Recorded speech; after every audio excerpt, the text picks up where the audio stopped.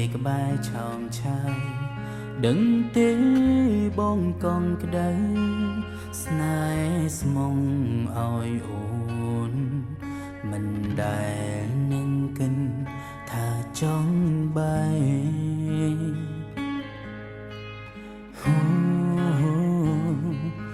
ដឹងទេពេលអូនចេញទៅបេះដូងបងឈឺចាប់ព្រោះតែរូបអូនមិនប្រាំឲ្យបានត្រៀមបាត់ស្រីហូរចិត្តនឹងស្ដីព្រោះតែអ្វីលែងដូចមុន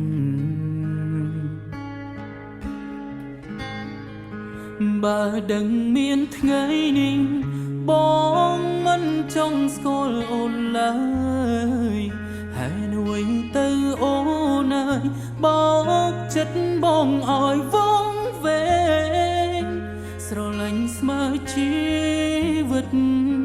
ស្រឡាញ់អូនខ្លាំងពេកយកស្នេហ៍ធ្វើជាលបែងកុំដល់ចិត្តស្រីឬយ៉ាងណាបើដឹងស្នេហ៍បែបនេះប